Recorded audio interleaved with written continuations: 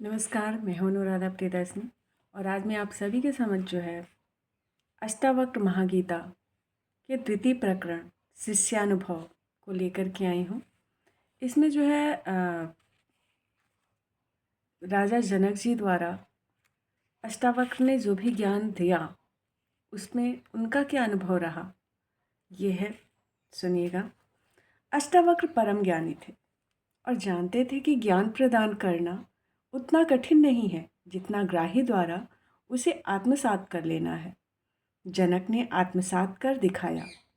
इसी कारण उन्होंने ज्ञान के प्रथम चरण में जो प्रदान किया उसके प्रभाव को जानने हेतु शिष्य को अपने अनुभव सुनाने का अवसर दिया। अष्टावक्र निष्णात गुरु थे। वे यह भी जानते हैं कि जनक परम जिज्ञासु हैं और यह भी कि गुरु शिष्य के बीच आयु का जो अंतर है वह कहीं न कहीं प्रभावित कर सकता है। मय्यन्नत महाम्भोधौ चित्त्वा ते प्रशाम्यति अभाग्या जीववडिजो जगत्पोतो विनश्वरः। अर्थात मैं सर्वव्यापी समुद्र हूँ। मेरी चित्त वायु से ही सब क्रियाएं संभव हैं। मेरी चित्त वायु शांत हो जाए तो जीव रूपी व्यापारी का दुर्भाग्य आरंभ हो जाता है, अर्थात उसके सब कर्म क्षीण होकर शरीर रूपी नौका भी ध्वस्त हो जाती है। तब वह मुझ में आ ही समाता है।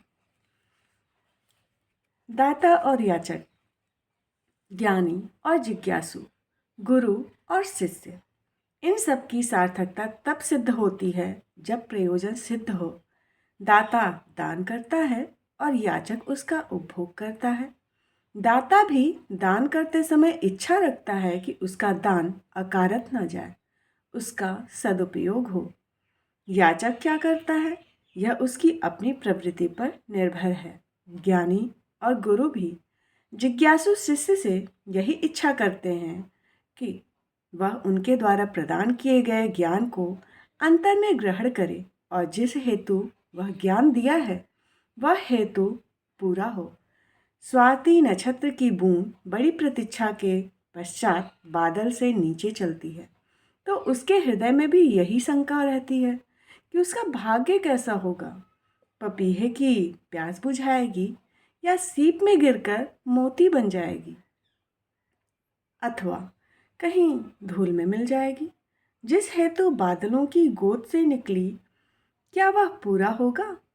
जलते दीपक से जलने के लिए नए दीपक को उस प्रथम लपट को सहने की क्षमता विकसित करनी होगी। अष्टावक्र परम ज्ञानी थे और जानते थे कि ज्ञान प्रदान करना उतना कठिन नहीं है जितना ग्राही द्वारा उसे आत्मसात कर लेना है। जनक ने आत्मसात कर दिखाया। इसी कारण उन्होंने ज्ञान के प्रथम चरण में जो प्रदान किया उसके प्रभाव को जानने हेतु शिष्य को अपने अनुभव सुनाने का अवसर दिया। अष्टावक्र निष्णात गुरु हैं। वे यह भी जानते हैं कि जनक परम जिज्ञासु हैं और यह भी कि गुरु शिष्य के बीच आयु का जो अंतर है वह कहीं ना कहीं प्रभावित कर सकता है, परंतु ऐसा नहीं हुआ। गुरु शिष्य दोनों परस्पर समर्पित हो गए थे। अष्टावक्र जनक की अवस्था और नेत्रों में निर्विकार होने की ज्योति को देखकर जान गए कि शिष्य ने आत्मबोध को आत्मसात कर लिया है। वह घट गया है जो घटना अवश्यंभावी था, परंतु गुरु ने शिष्य को अपनी अनुभूतियों का वर्णन करने का अवसर दिया। गुरु आगे तभी कुछ बताएंगे जब पहले बताए हुए ज्ञान का सुफल मिले। जांचना परखना अनिवार्य है। गुरु ने परखने हेतु मौन साध लिया। अब गुरु श्रोता बन गए। गुरु का शिष्य वक्ता बना और उसके मुख से आत्मानुभूति से विस्तार पाया। तो क्या हुआ, चलिए देखते हैं। जनक उवाच अहो निरंजनः शांतो बोधोऽहं प्रकृतेः परः एतावन्तमहं कालं मोहेनैव विडम्बितः। अर्थात राजा जनक को गुरु वचनों से आत्मबोध हो गया और वे अनायास ही कह उठे, हाँ, यह जितने अचरज की बात है कि मैं आत्म रूप निरंजन, पूर्ण शांत, विशुद्ध बोध और संसार से विराग हूँ। यह मैंने आज जाना। कैसी विडंबना है कि जीवन भर मैं मोहग्रस्त ही रहा। यथा प्रकाशयाम्ये को देहमेनं तथा जगत्, अतो मम जगत् सर्वमथवा न च किंचन।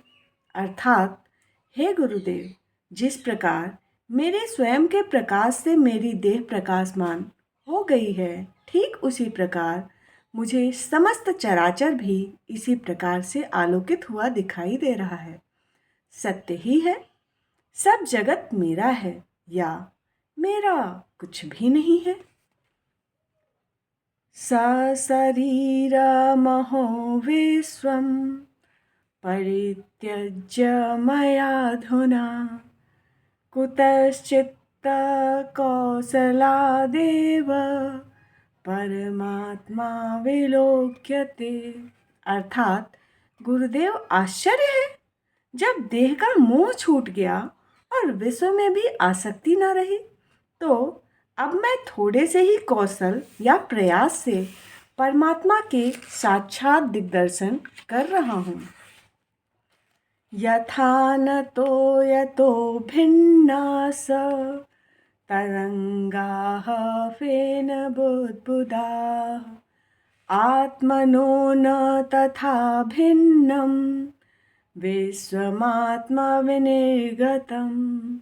अर्थात, जिस प्रकार जल से उत्पन्न तरंगें, फेन और बुलबुले जल ही हैं, अर्थात उससे भिन्न नहीं हैं, उसी प्रकार समस्त जगत भी आत्मा से भिन्न नहीं है। समस्त चराचर उसी में समाहित है और उसी से उत्पन्न है। यही परम सत्य है।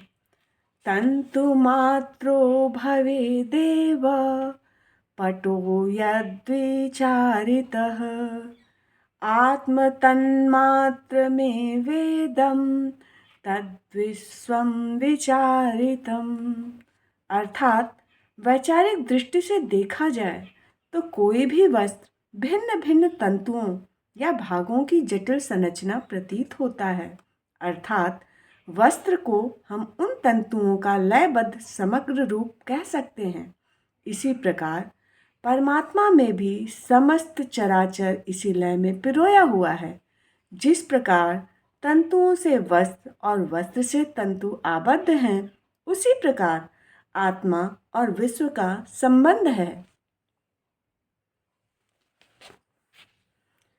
यथैवेच्छोरसे क्लिप्ता तेन व्याप्तैव शर्करा, तथा विश्वं मयि क्लिप्तं मया व्याप्तं निरंतरम्। अर्थात, जिस प्रकार गन्ने का रस निकाल कर पीने पर उसमें शक्कर की मिठास का अनुभव होता है, उसी प्रकार मैं विश्व में व्याप्त हूँ और विश्व मुझ में समाहित है। अर्थात, विश्व में प्राप्त प्रत्येक पदार्थ में मैं ही हूँ। आत्मा ज्ञाना जगद् भाति आत्मज्ञानान् भासते, रज्ज्वज्ञानादहिर्भाति तज्ज्ञानाद् भासते नहीं। अर्थात, जब तक आत्मा का ज्ञान नहीं होता, तब तक यह जगत भासित होता है, अर्थात भ्रम की स्थिति बनी रहती है। आत्मज्ञान होते ही भ्रम नष्ट हो जाता है, अर्थात विश्व भासता नहीं है। जैसे भ्रम बने रहने पर रस्सी भी सर्प की भांति लगने लगती है, परंतु भ्रम दूर हो जाने पर सत्य का ज्ञान हो जाता है। प्रकाशो में निजं रूपं नातिरिक्तोऽस्म्यहं ततः, यदा प्रकाशते विश्वम तदाहम भास एव ही। अर्थात यह जो प्रकाशवान विश्व है वह मेरे ही प्रकाश से प्रकाशित हो रहा है, इसके अतिरिक्त कुछ नहीं। मैं आत्म प्रकाश हूँ और मेरा प्रकाश ही समस्त विश्व को, उसके कण कण को प्रकाशित कर रहा है। अहो विकल्पितं विश्वं ज्ञानान्मयि भासते, रूप्यं सूक्तौ फणिरज्जौ वारिसूर्यकरे यथा। अर्थात घोर आश्चर्य, अज्ञानवश ही मुझे यह विकल्पित विश्व इस प्रकार प्रतीत हो रहा है जैसे सीप में रजत भरा हो, रस्सी में सर्प का भ्रम हो रहा हो और जल में सूर्य की किरणें शीतल प्रतीत होती हों। मत्तो विनिगतं विश्वं मय्येव लयमेष्यति, मृदे कुम्भो जले वीचिः कनके कटकं यथा। अर्थात आज मुझे सत्य का ज्ञान हुआ कि मुझसे ही उत्पन्न यह विश्व मुझ में ही उसी प्रकार समाहित हो जाता है, मुझ में ही विलीन हो जाता है जिस प्रकार घड़ा मिट्टी में, लहरें जल में और सभी आभूषण सोने में विलीन हो जाते हैं। अहो अहम नमो मह्यम विनाशो यस्य नास्ति मे, ब्रह्मादिस्तं पर्यन्तं जगन्नासे तिष्ठतः। अर्थात इस नश्वर संसार में ब्रह्म से लेकर तिनके तक नष्ट हो जाना निश्चित है। आश्चर्य है कि मेरे आत्मस्वरूप का अनंत स्वामित्व है, यह कभी नष्ट नहीं होता। मैं अपने इस आत्मस्वरूप को कोटि कोटि नमस्कार करता हूँ।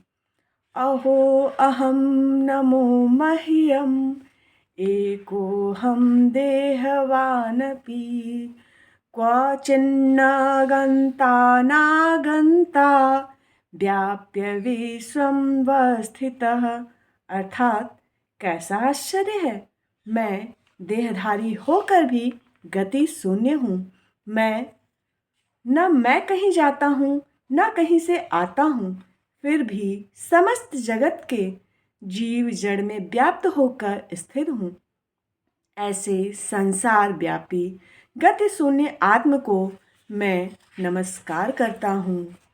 अहो अहम नमो मह्यम दक्षो नास्ति मत्समः, असंस्पृश्य शरीरेण येन विश्वं चिरं धृतम्।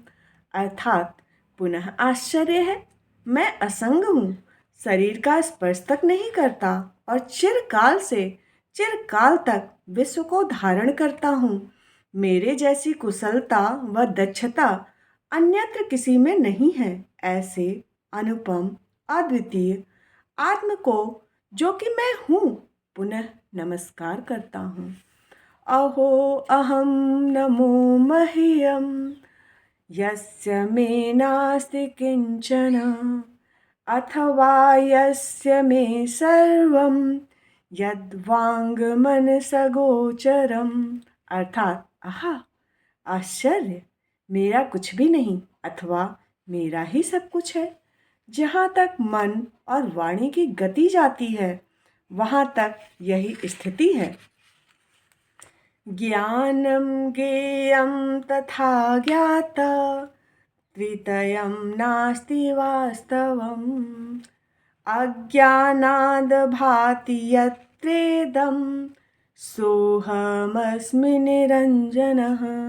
अर्थात ज्ञान अर्थात जानकारी, ज्ञेय अर्थात जानने योग्य और ज्ञाता अर्थात जानकार, ये तीनों ही अवास्तविक हैं, अर्थात इनका स्थायी अस्तित्व नहीं है। अज्ञानी इन तीनों को ही सत्य मानता है, जबकि मैं तो इन तीनों से परे निरंजन हूँ। द्वैतमूलमहो दुःखं नान्यतस्यास्ति भेषजम् दृश्यमेतन्मृषा सर्वम् एकोऽहं चिद्रसोमलः। अर्थात आश्चर्य, द्वैत ही सब दुखों का कारण है और कोई अन्य नहीं है। इसकी कोई औषधि भी नहीं है। जो दृष्टिगोचर है अर्थात चर्म चक्षुओं से दिखाई दे रहा है, वह सब मिथ्या और माया है। इन सब में केवल मैं ही हूँ जो अद्वैत है और सभी दोषों से रहित विशुद्ध हूँ। बोधमात्रोऽहमज्ञानात् उपाधिः कल्पितो मया एवं विमृश्यतो नित्यं निर्विकल्पे स्थिर मम। अर्थात मैं केवल विशुद्ध बोध हूँ, ऐसा निश्चय है। अज्ञान के कारण ही मुझ में भिन्न भिन्न विशेषणों को कल्पित कर दिया गया था। अब विचार पूर्वक यह स्पष्ट है कि मैं वह हूँ जिसका कोई विकल्प ही नहीं, अर्थात निर्विकल्प में मेरी स्थिति है। अहो मयि स्थितं विश्वं वस्तुतो न मयि स्थितं न मे बन्धोऽस्ति मोक्षो वा भ्रांतिः शांतो निराश्रया। अर्थात आश्चर्य, जो विश्व मुझ में प्रतीत होता है वह मुझ में नहीं है, क्योंकि मैं किसी बंधन में नहीं। मैं मोक्ष की इच्छा नहीं रखता। मैं किसी के आश्रित में नहीं हूँ। मैं परम शांत और सभी भ्रमों से मुक्त हूँ। सशरीरमिदं विश्वं न किंचिदिति निश्चितं शुद्धचिन्मात्र आत्मा च तत्कस्मिन् कल्पनाधुना। अर्थात यह संसार जो अपने आकार के साथ दिखाई पड़ता है, वास्तव में यह है ही नहीं। यह परम सत्य है। यह केवल कल्पित विश्व है जो कल्पना के कारण दृष्टिगोचर होता है। अस्तित्वहीन को देखना स्वप्न समान है। केवल आत्मा ही शुद्ध चैतन्य है, अन्य कुछ नहीं। शरीरं स्वर्ग नरकौ बन्धमोक्षौ भयं तथा कल्पनामात्रमेवैतत् किं मे कार्यं चिदात्मनः। अर्थात देह, स्वर्ग, नरक, भौतिक बंधन और समस्त भय कल्पना मात्र के उपजे हुए प्रतीत भर स्वप्न हैं। ये वास्तविक नहीं हैं। चेतन आत्मा अर्थात मेरा इनसे किसी भी प्रकार का कोई कार्य संबंध नहीं है। इनके प्रति मैं पूर्णतः विरत हूँ। अहो जन समूहेऽपि न द्वैतं पश्यतो मम अरण्यमिव संवृत्तं क्व रतिं करवाण्यहम्। अर्थात आश्चर्य, विश्व में भिन्न भिन्न जड़ जीवों के अनगिनत झुंड हैं, परंतु मुझे इनमें भी दूसरा कोई नहीं दिखाई देता। सब में मैं ही हूँ। मेरे लिए यह जीव समूह जंगल की भांति हो गया है। अतः अब मैं इनसे किसी भी प्रकार के प्रीति बंधन से मुक्त हूँ। ना हम देहो न मे देहो जीवो नाहम अहम हि चित् अयमेव हि मे बंध आसीद्या जीविते स्पृहा। अर्थात न तो मैं भीतर हूँ और न शरीर मेरा है। मैं तो जीव ही नहीं हूँ, जड़ भी नहीं हूँ। इसमें कोई संदेह नहीं कि मैं तो चैतन्य आत्मा हूँ, केवल चैतन्य स्वरूप हूँ। जीवित रहने की कामना, इच्छा ही मेरा बंधन है। अहो भुवन कल्लोलय विचित्रैर्दार्कसमुत्थितं मयन्नन्तमहाम्भोदौ चित्तवाते समुद्यते। अर्थात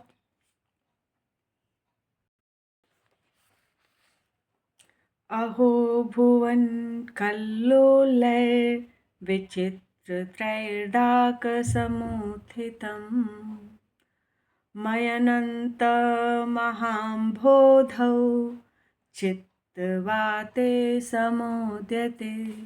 अर्थात आश्चर्य है, मुझ में लोक को कल्लोलित करने वाला महासमुद्र भी समाया हुआ है, जिसमें चित्त की वायु से अनंत और नाना प्रकार की तरंगें उत्पन्न होती हैं। ये सब भी मुझसे अभिन्न नहीं है।